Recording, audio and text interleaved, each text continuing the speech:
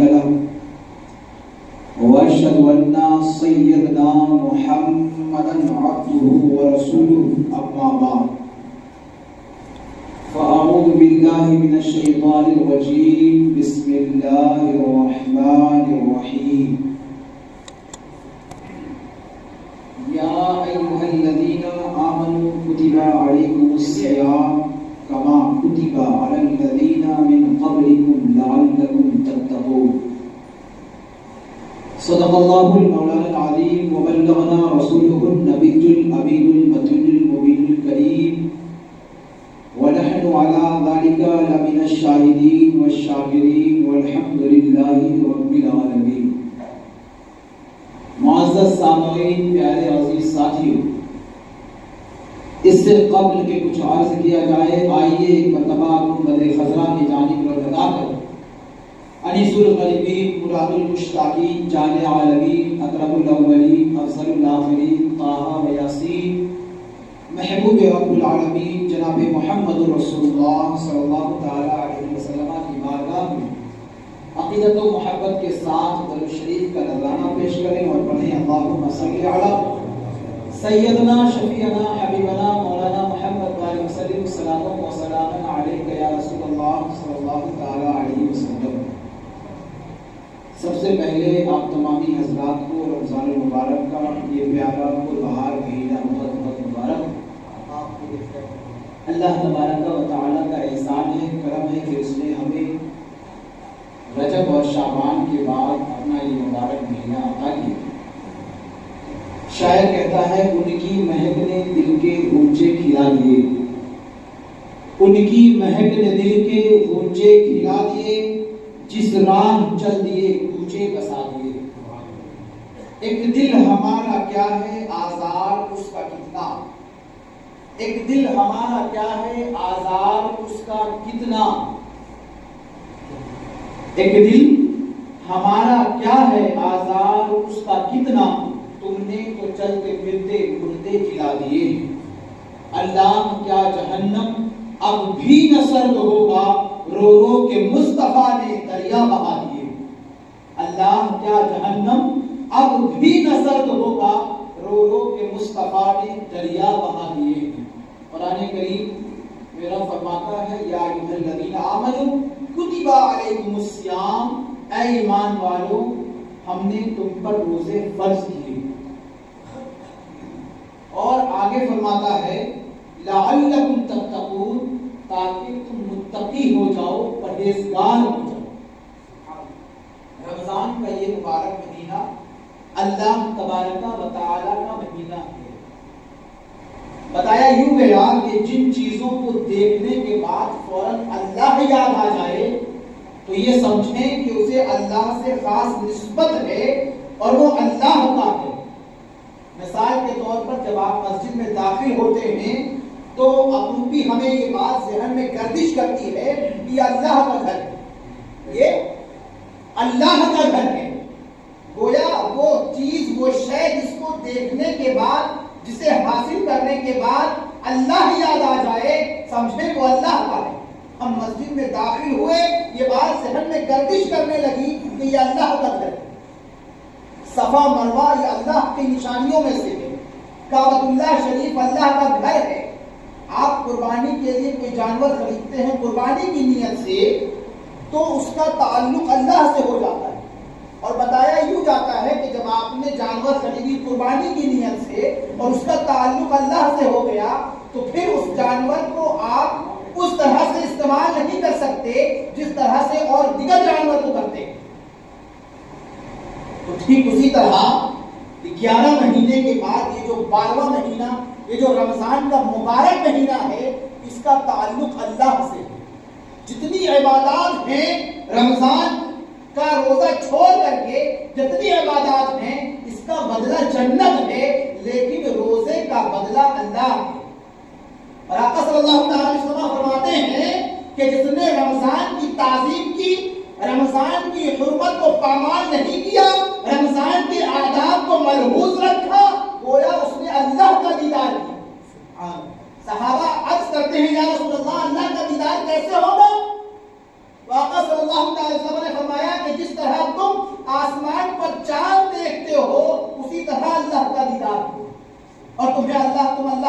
دیکھو گے تو رمضان کا جو مہینہ ہے یقینی طور پر بہت خاص اور اہم مہینہ ہے. جب آپ عام ذہن سے سوچیں گے، عام انداز سے سوچیں گے، تو آپ اس بات پر غور کر پائیں گے کہ رمضان وہ مہینہ ہے جس میں دنیا کا سب سے مہان اور پوتر پستک قرآن نازل ہوا. عام مہینوں میں جمعے کے روز اگر کسی کا انتقال ہو جائے تو آدمی کے دل و دماغ میں یہ بات رہتی ہے کہ اس کو جمعہ بھی گیا ہے، عذاب قبر سے بچ جائے گا. ایسا ہے کہ نہیں؟ عذاب قبر سے محفوظ ہوگا. گویا جمعے کے روز جس کا انتقال ہو جائے، جب آپ اسے دفن کرتے ہیں تو وہ قبر کے سوال و جواب سے بچ جاتا ہے اور اسے قبر میں سنا دیا جاتا ہے کہ اب تجھ سے سوال اور جواب حشر میں ہوگا. یہ عام مہینوں کے جمعہ کا عالم ہے. لیکن قربان جائے رمضان پر کہ رمضان کا ہر دن جمعے جیسا ہے. رمضان کے جس دن بھی اگر کسی کا انتقال ہو جائے تو اسے قبر کے عذاب اس پر مسلط نہیں ہوتے، اس سے قبر میں سوال جواب نہیں ہوتے، اسے چھوڑ دیا جاتا ہے آرام کرنے کے لیے. عام مہینوں میں صرف جمعے کو یہ فضیلت حاصل ہے کہ جمعے میں کسی کا انتقال ہو جائے، جمعے کے دن کسی کا انتقال ہو جائے تو وہ قبر کے سوالات سے بچ جاتا ہے. لیکن رمضان کا ہر دن، رمضان کے ہر دن کو وہ فضیلت اور وہ شان، وہ عظمت حاصل ہے کہ وہ سوموار کا دن ہو، منگلوار کا دن ہو، بدھوار کا دن ہو، برہسپتوار کا دن ہو، چاہے جو بھی دن ہو، مہینہ رمضان کا ہے اور آپ کے یہاں کسی کا انتقال ہو گیا تو آپ کو قبر کے اندر آپ تو مٹی ڈالتے ہیں لیکن رحمت رمضان کی اسے اپنے آغوش میں لے لیتے اور قبر کے عذاب سے، قبر کے سوالات جوابات سے وہ محفوظ ہو جاتا ہے. اور رمضان کی رحمتیں اسے سنا دیتی ہے کہ اب جو بھی معاملات ہوں گے تیرے ساتھ وہ حشر کے میدان میں ہیں. یہ فضیلت، یہ اہمیت صرف اور صرف رمضان کے 30 دن کو، عام مہینوں میں صرف جمعہ کو، عام مہینوں میں صرف جمعہ کو ہے. اور آپ غور کریں کہ 11 مہینہ جو ہم گزارتے ہیں، کوئی بندہ یہ طے کر لے، یہ سوچ لے کہ کل فجر کی نماز کے بعد مجھے چپ رہنا ہے، کل فجر کی نماز کے بعد سے مجھے چپ رہنا ہے، میں بالکل نہیں بولوں گا، تو وہ کتنی دیر چپ رہ سکتا ہے؟ گھنٹہ، 2 گھنٹہ، آدھا گھنٹہ، 3 گھنٹہ، 4 گھنٹہ، کتنی دیر خاموش رہ سکتا ہے؟ یہ جتنی برائیاں ہیں، یہ جتنی مشکلیں ہیں، یہ جتنے جھگڑے ہیں، یہ سب کی وجہ زبان ہے. لیکن دنیا میں کوئی ایسی پاور نہیں، کوئی ایسا شکتی نہیں جو آپ کی زبان کو روک لے، جو آپ کے زبان کو کنٹرول کر لے. پورے 11 مہینے اگر آپ کو کوکو کولا نہ ملے، کولڈ ڈرنکس نہ ملے تو آپ کا دل افسوس ظاہر کرتا ہے. شدت کی گرمی ہے اور کولڈ ڈرنکس نہ ملے. اگر آپ کو سگریٹ اور وہ جو آپ کھاتے ہیں گٹکا اور پان مسالہ یہ آپ کو نہ ملے تو آپ کے زبان کی لذت جو ہے وہ کروٹیں بدلنے لگے. اگر آپ کو دوپہر کا کھانا اور صبح کا ناشتہ نہ ملے تو آپ کا جو زبان ہے وہ جھگڑا کرنے پر مجبور ہو جائے. اگر گھر میں آپ کو کھانا ملے اور کھانے میں آپ کے مزاج کے مطابق ذائقہ نہ ہو تو آپ گھر والی پر بھی گرم ہو جائیں، اس پر بھی اپنا غصہ ظاہر کر دیں. یہ سب زبان کا معاملہ ہے. پورے 11 مہینے جس زبان پر آپ کنٹرول نہیں کر سکتے، جیسے ہی رمضان کا مبارک مہینہ آتا ہے آپ ناشتہ بھول جاتے ہیں، آپ کھانا بھول جاتے ہیں. آپ یہ طے کر لیتے ہیں کہ فجر کے بعد سے کچھ نہیں کھاؤں گا اور افطار سے پہلے پانی نہیں پیوں گا. یہ آپ طے کر لیتے ہیں. تو یہ پاور دنیا کے کسی سپر پاور نے آپ کو نہیں دیا. یہ کنٹرولنگ پاور، یہ انرجی کسی اور نے آپ کو نہیں دیا. یہ کنٹرولنگ انرجی مدینے کی ٹوٹی ہوئی چٹائی پر بیٹھنے والے محمد رسول اللہ نے آپ کو. کہ جو انسان پورے 11 مہینے اپنے زبان کو کنٹرول نہیں کر سکتا، رمضان کی برکتیں شروع ہوتی ہے، رمضان کا پہلا دن شروع ہوتا ہے، ناشتہ بھول جاتا ہے، کھانا بھول جاتا ہے اور یہ عہد کر لیتا ہے کہ زبان سے کوئی ایسی بات بھی نہیں کرنی ہے کہ ہمارا روزہ خراب ہو جائے، ہمارا روزہ خراب ہو جائے. روزے کا مطلب ایک ہوتا ہے روزہ، ایک روزہ عبادت ہے اور ایک روزہ عادت ہے. عادت ہم اسے کہتے ہیں جیسے امام صاحب نے روزہ رکھا ہے، میں نہیں رکھوں گا تو کیا کہیں گے، میں رکھ لیتا ہوں۔ اتنے سارے لوگ روزہ ہیں، میں روزہ نہیں رہوں گا تو لوگ کیا کہیں گے، میں رکھ لیتا ہوں۔ یہ عادت ہے، لیکن عبادت وہ ہے کہ آپ نے روزہ رکھا اور یہ طے کر لیا کہ روزے کی حالت میں کوئی ایسا کام نہیں کرنا ہے کہ میرا رب مجھ سے ناراض ہو جائے۔ روزے کا مطلب صرف بھوکے اور پیاسے رہنا نہیں ہے، روزے کا مطلب ہے کہ آپ کے زبان پر کنٹرول ہو، روزے کا مطلب ہے آپ کی نگاہوں پر کنٹرول ہو، روزے کا مطلب ہے آپ کے ہاتھ پر کنٹرول ہو، روزے کا مطلب ہے آپ کے پیر پر کنٹرول ہو، روزے کا مطلب ہے آپ کے ذہن پر کنٹرول ہو، روزے کا مطلب ہے آپ کے دماغ پر کنٹرول ہو۔ اور جب ان تمام کنٹرولنگ پاور کے ساتھ آپ نے روزہ گزار لیا تو آپ کا رب آپ سے راضی ہو۔ اور پھر رب تو فرماتا ہے کہ روزے کا بدلہ میں خود ہوں۔ آقا فرماتے ہیں جس نے رمضان کی تعظیم کی، رمضان کی حرمت کو پامال نہیں کیا، رمضان کے آداب کو ملحوظ رکھا، گویا اس نے رب کا دیدار کیا، اس نے رب کا دیدار کیا۔ تو پیارے رمضان وہ مبارک مہینہ ہے، وہ رحمت برکت مغفرت والا مہینہ ہے، وہ جہنم سے نجات والا مہینہ ہے کہ اس مہینے کی اہمیت کو سمجھنا بھی ضروری ہے۔ ہم اگر یوں سمجھتے ہیں کہ بس روزہ رکھنا ہے، یہ کوئی معمولی بات نہیں ہے کہ دن بھر روزہ رکھنے کے بعد پھر آپ رات کو حافظ صاحب کے پیچھے کھڑے ہو کر کے 20 رکعت تراویح کی نماز ادا کرتے ہو، یہ کوئی عام بات نہیں ہے۔ اچھے اچھوں کی حالت خراب ہو جاتی ہے۔ عام دنوں میں لوگ 5 وقت کی نماز کو پڑھ نہیں پاتے، کسی کے ٹھیونے میں درد ہے، کسی کے پیر میں درد ہے، کسی کے کمر میں درد ہے۔ اور یہ جو درد کی بیماری ہے اس کی ایک بڑی وجہ یہ بھی ہے کہ آپ نماز سے دور ہو۔ آج جگہ جگہ پر ایکسرسائز کے لیے جم کھل گیا ہے، لیکن آج بھی سائنسدانوں کا، پڑھے لکھے طبقوں کا یہ کہنا ہے کہ نماز سے بہتر ورزش کچھ بھی نہیں ہے۔ تو یہ جسمانی جو بیماریاں ہیں، یہ ہڈی کے جوڑ کا جو درد ہے، یہ ٹخنوں کا جو تکلیف ہے، یہ صرف اس لیے ہے کہ آپ نماز سے دور ہیں۔ رمضان کا مبارک مہینہ آیا اور آپ اس کی برکتیں دیکھیں۔ جو پورے 11 مہینے نماز نہیں پڑھتا کہ مجھ سے بیٹھا نہیں جاتا، اس کے ذہن میں بھی بات سمجھ آتی ہے کہ تراویح سننی ہے، فجر کی نماز پڑھ کے سونا ہے، افطار کے بعد فوراً مغرب کی نماز ادا کرنی ہے۔ تو یہ جو قوت ہے، یہ جو صلاحیت ہے، یہ رمضان کی برکت سے آ جاتا ہے۔ اور اگر پورے غیر رمضان میں بھی آپ کی نیت درست ہو اور آپ یہ طے کر لیں کہ ہماری نماز رمضان کے جیسے آپ غیر رمضان میں بھی نہ چھوٹے، تو یقینی طور سے آپ کے جوڑ کا درد آپ کی نماز کے آرے نہیں آئے گا، آپ کے کمر کی تکلیف آپ کی نماز کے آرے نہیں آئے گی۔ تو آپ کو اپنے ذہن کو، اپنے دل و دماغ کو ٹھیک کرنا ہے کہ جس طرح رمضان کی برکتیں، رمضان کی رحمتیں لوٹنے کے لیے ہم سب کچھ چھوڑ دیتے ہیں۔ 11 مہینہ جس زبان کو ہم کنٹرول نہیں کر سکتے، رمضان کے پورے 1 مہینے اس زبان پر ہمارا پورا کنٹرولنگ پاور ہوتا ہے۔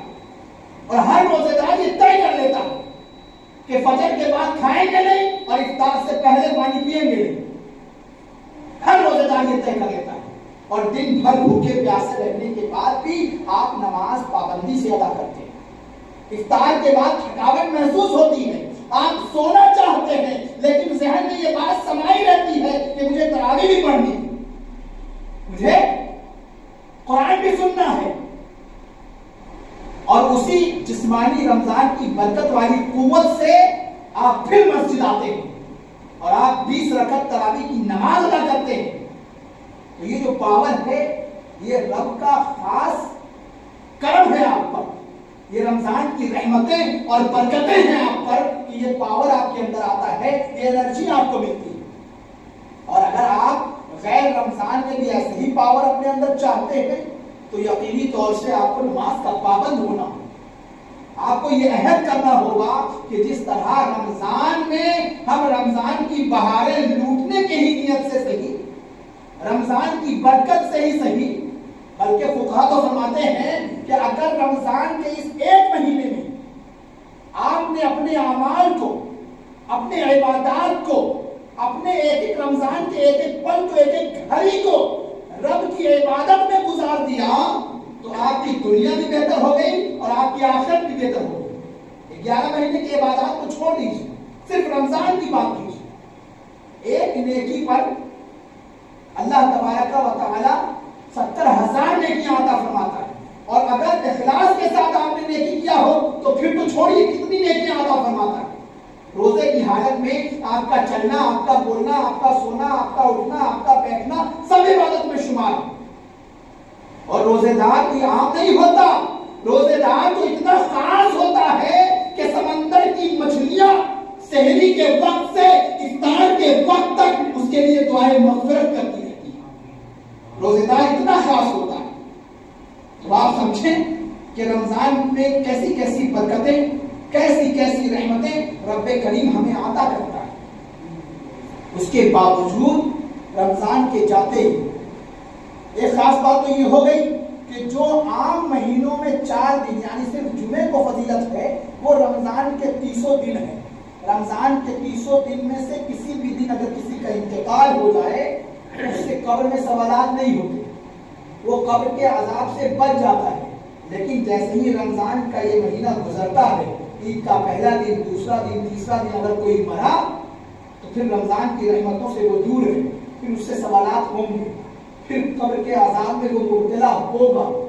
تو کیوں نہ ہم کوشش کریں کہ پورا سال رمضان کی طرح گزرے۔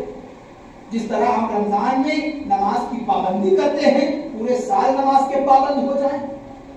جس طرح ہم رمضان میں اپنے زبان کو، اپنی نظروں کو، اپنے آپ کو دیگر برائیوں سے بچا کے رکھنا چاہتے ہیں، غیر رمضان میں بھی ہم اپنے آپ کو بچا کے رکھیں تاکہ ہمارے اعمال، ہمارا ایمان، ہماری زندگی، ہمارا آخرت سب بہتر ہو سکے۔ بڑی کثرت کے ساتھ ہم تراویح کی نماز سنتے ہیں۔ ختم تراویح کے دن ہم تراویح جن کے پیچھے سن رہے ہوتے ہیں، حافظ صاحب کو، امام صاحب کو خوشی خوشی نذرانہ پیش کرتے ہیں۔ یہ سب رمضان کی برکتیں ہیں، ورنہ صاحب یہاں کون کس کو دیتا ہے؟ خیر رمضان میں اگر آپ کسی کے دروازے پر چلے جائیے کہ صاحب مسجد کا چندہ ہے تو 10 بار چہرہ نہارتے ہیں، پھر 5 کا سکہ دیتے ہیں۔ لیکن یہ رمضان کی برکت ہے کہ حافظ صاحب اگر سنا رہے ہیں قرآن تو جس دن مکمل کیا اس دن لوگ ہزاروں ہزار تعاون کرتے ہیں، بطور تحفہ دیتے ہیں۔ یہ قرآن کا معجزہ ہے، یہ قرآن کی شان ہے، قرآن کی قیمت نہیں ہے، اور قرآن کی قیمت کوئی لگا بھی نہیں سکتا۔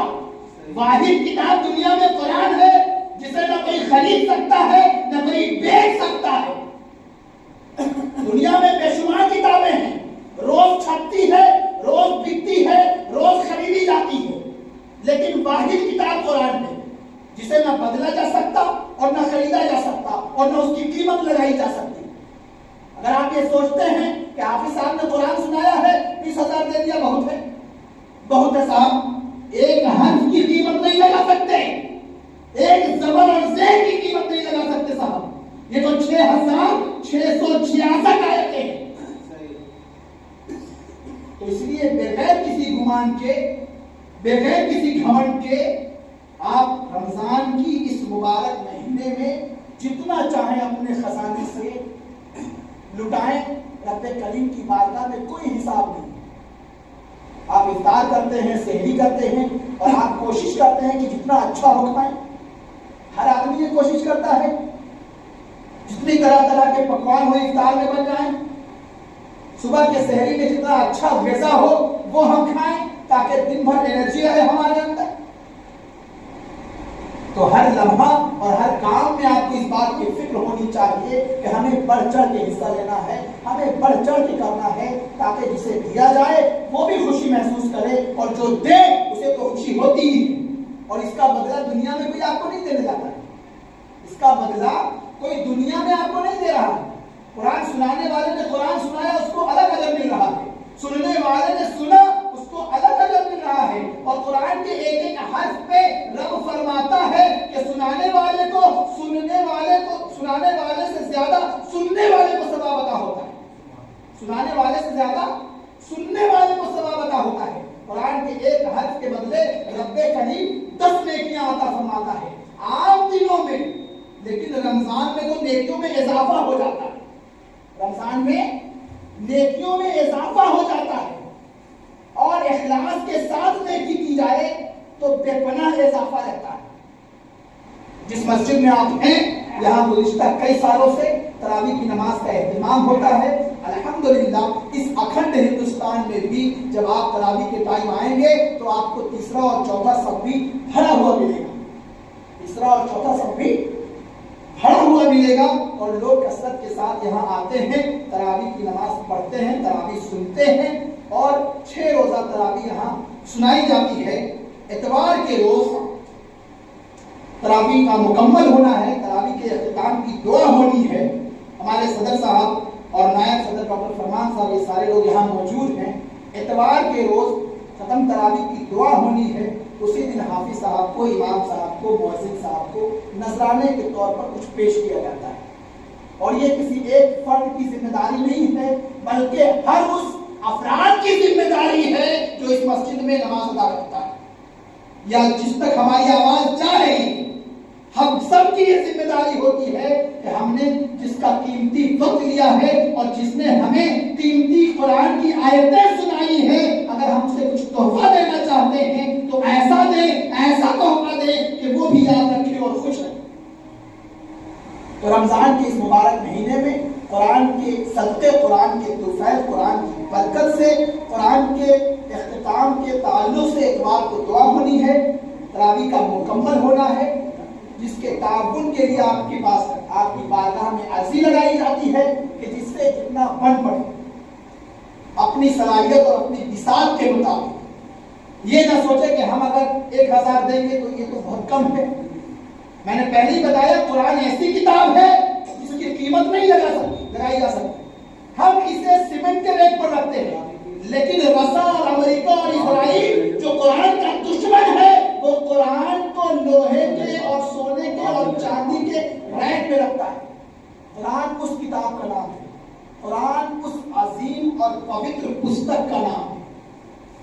دنیا یہ سمجھتی ہے کہ واقعی واحد کتاب قرآن ہے کہ اگر مسلمانوں نے اسے پڑھ لیا اور اس پر عمل کر لیا اور اس کے مطابق زندگی گزارنا شروع کر دیا تو پوری دنیا پر حاکم ہوں گے, پوری دنیا پر حاکم ہوں گے. لیکن ہم قرآن صرف پڑھتے ہیں, سمجھتے نہیں ہیں اور اس پر عمل کرنا بھی نہیں جانتے. ہم صرف قرآن پڑھتے ہیں, ہم سوچتے ہیں قرآن پڑھنے کے لیے دیا گیا. نہیں صاحب, قرآن تو مکمل حیات زندگی ہے.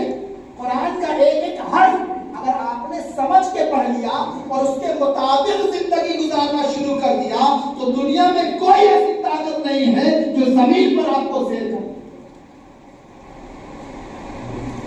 اگر ہم چاہتے ہیں کہ ہمارے حالات اچھے ہوں, ہمارے معاملات اچھے ہوں, ہمارا کردار اچھا ہو, ہمارا اخلاق اچھا ہو, لوگ ہمیں اچھا کہیں, جیسے ہمارے اسلاف گزرے تھے ویسے ہمارا مستقبل گزر جائے, تو ہمیں قرآن سمجھنا ہوگا.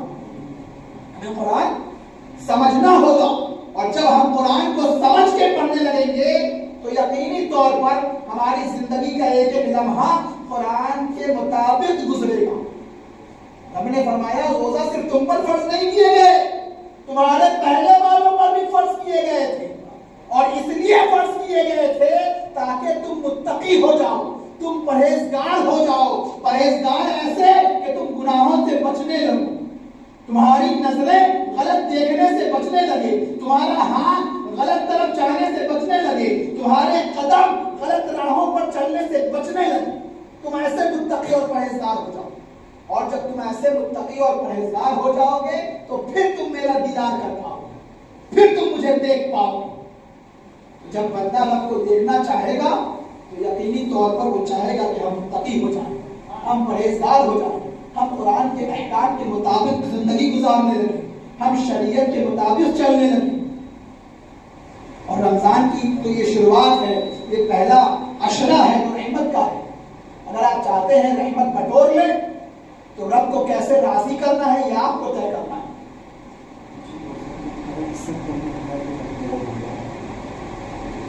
لوگوں سے گزارش ہے کہ پیچھے جگہ کم ہے, آپ لوگ صف بندی کر لیں تاکہ جن لوگوں کو جگہ نہ مل سکی ہے وہ صف میں آ جائیں. آپ لوگ کھڑے ہو کر کے صف بندی کر لیں. جناب ڈاکٹر صاحب رب کی بارگاہ میں دعا ہے مولا ہمیں کہنے سے زیادہ عمل کرنے کی توفیق عطا فرمائے اور رمضان کے اس پربہار موسم کے صدقے میں ہم سب کے رزق میں خوب برکتیں عطا فرمائے آمین وآخر دعوانا الحمد للہ رب العالمین استغفر اللہ ربی من کل ذنب و اتوب الیہ اب اللہ سنت ادا کریں